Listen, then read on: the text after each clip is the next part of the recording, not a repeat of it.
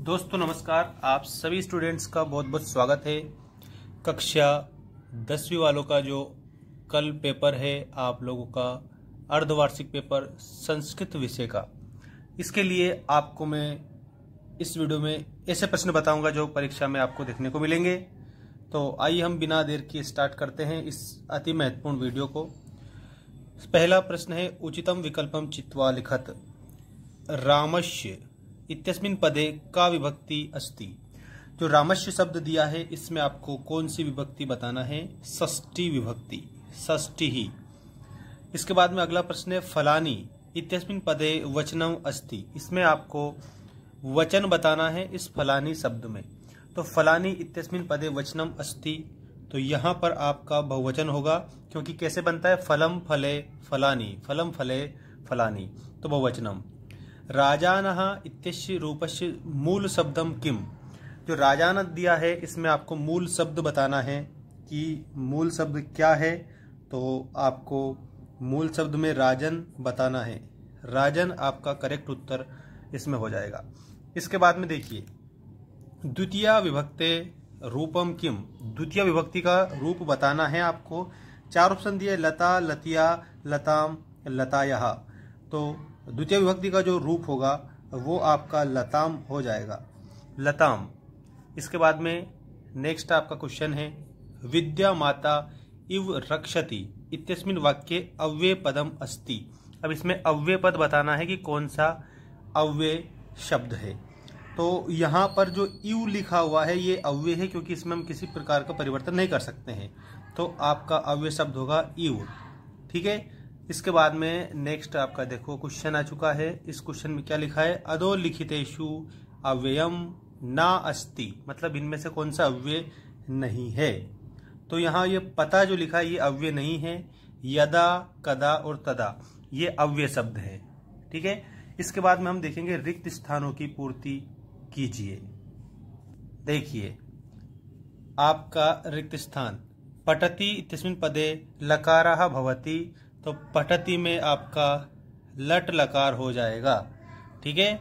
भविष्यति, भविष्यति इत्यस्मिन् पदे धातु भवति, तो इसमें आपकी भू धातु हो जाएगी। भविष्यति में आपको भू धातु बताना है, ठीक है। इसके बाद देखिए, अगच्छत अस्मिन् रूपम कालः भवति, तो इसमें आपको भूतकाल बताना है। अगच्छत में भूतकाल है। पिबन्ति इत्यस्मिन् पदे वचनम अस्ति, तो यहाँ पर आपको बहुवचनम बताना है। पिबन्ति में आपका बहुवचन है, क्योंकि ये अनेक के लिए आता है।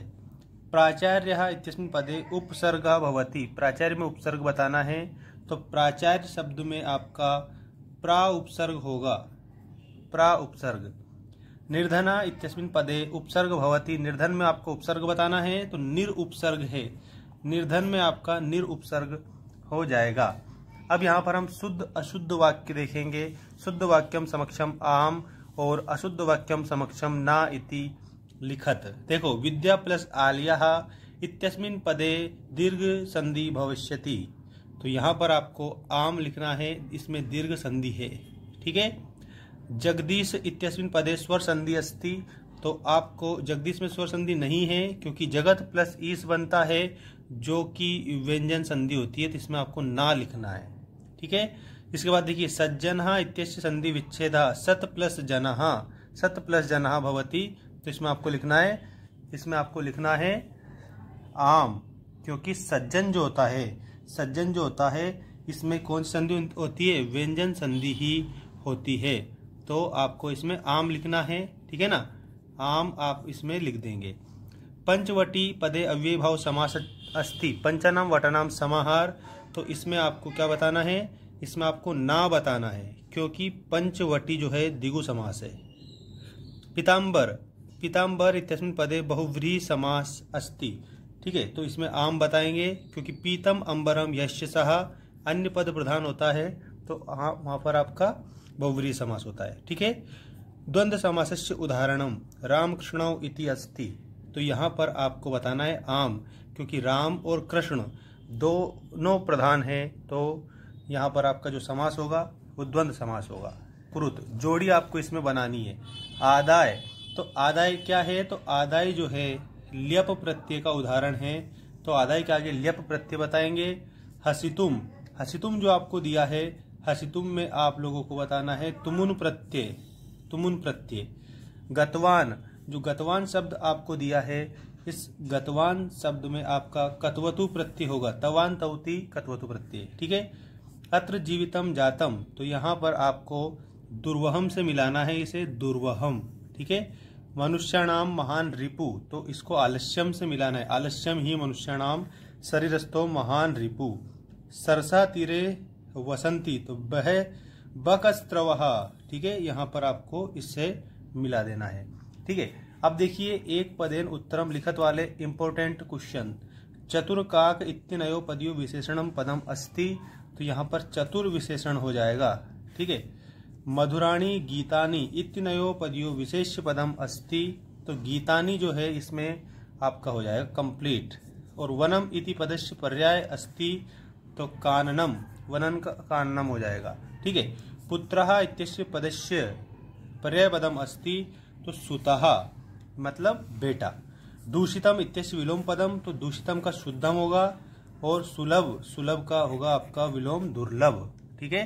बाकी आपके क्वेश्चन आंसर है जिनको कंप्लीट आपको करना रहेगा। इसके अलावा ये जो खालिस्तान है इनको भी आप याद करके जाएंगे। देखो ये वाले खालिस्तान,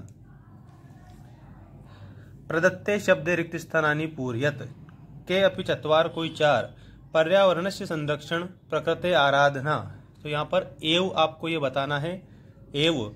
इदानीम वायुमंडलम, तो यहाँ पर भ्रशम लिखेंगे, भ्रशम दूषितम अस्ति।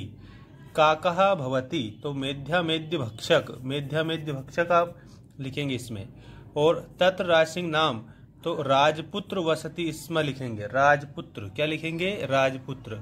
और अवकृता यथा चित्ते, और आचारः प्रथमो धर्मः, ठीक है। इस प्रकार से आप करेंगे, और इसके बाद में घटनाक्रम संयोजन आप इसको इस प्रकार से हल करेंगे।